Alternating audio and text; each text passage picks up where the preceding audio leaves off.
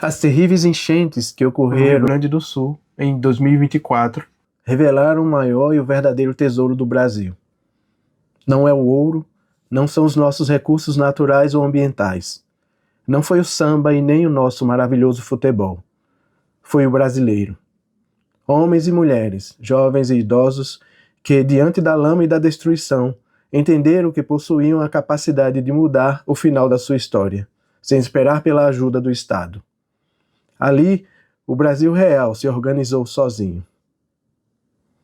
É essa mesma resiliência, esse mesmo couro duro, moldado para resolver problemas quando o manual falha e as estruturas desabam, que nós exportamos para o mundo.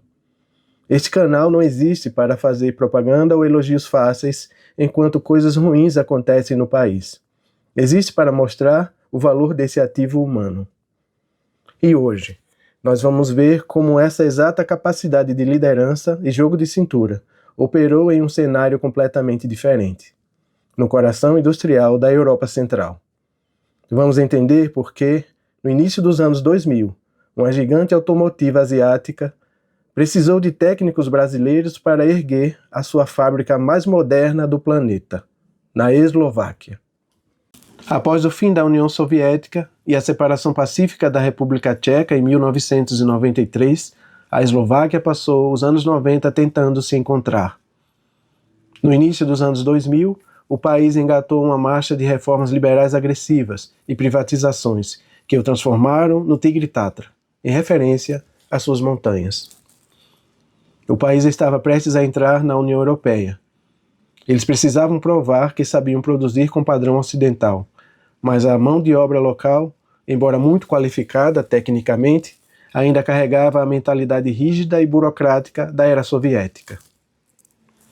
Quando a Kia decidiu aportar em Žilina para construir sua primeira fábrica europeia, ela encontrou um país com excelente infraestrutura e sede de crescimento, mas sem a agilidade de gerenciamento de projetos e a flexibilidade que o capitalismo global exigia na velocidade que eles precisavam.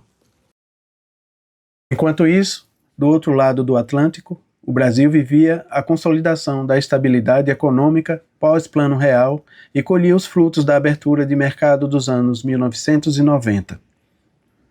A indústria automobilística brasileira havia passado por uma modernização brutal na década anterior. Nós aprendemos a gerenciar cadeias de suprimentos complexas, hiperinflação e crises cambiais.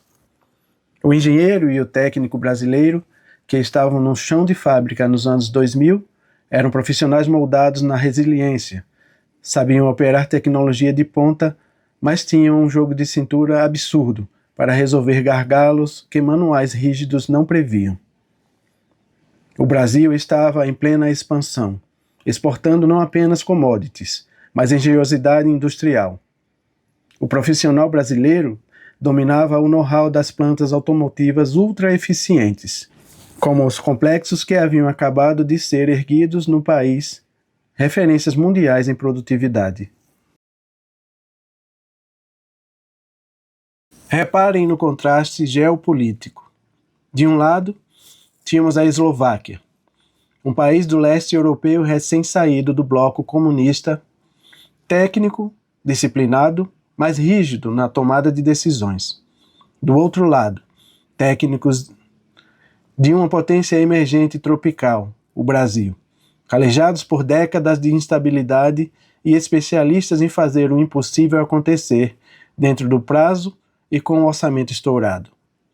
Quando a Kia colocou esses dois mundos para trabalharem juntos em Žilina, o rigor europeu encontrou a maleabilidade e a eficiência do couro duro brasileiro.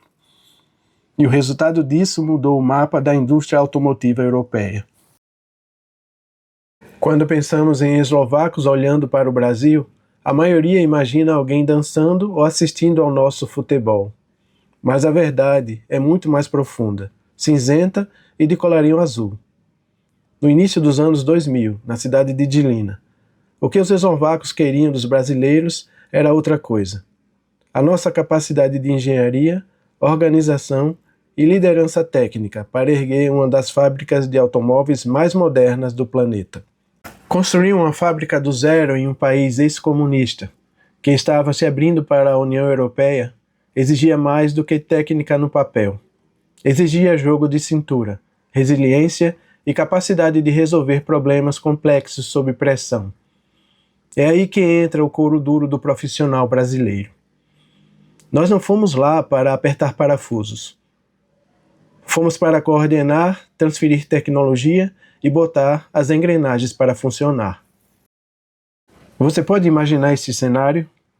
Inverno rigoroso da Eslováquia, barreiras linguísticas imensas e uma equipe de técnicos brasileiros liderando equipes locais. Ali o respeito não foi imposto pelo crachá, foi conquistado na prática. O brasileiro tem uma capacidade única de humanizar as relações de trabalho sem perder o rigor técnico. Mostraram a eles que a nossa eficiência não é fria. Ela é calorosa, adaptável e extremamente inteligente. A fábrica de Dilina hoje abastece a Europa inteira, mas poucos sabem que existe DNA, suor e inteligência brasileira afincada naquelas estruturas.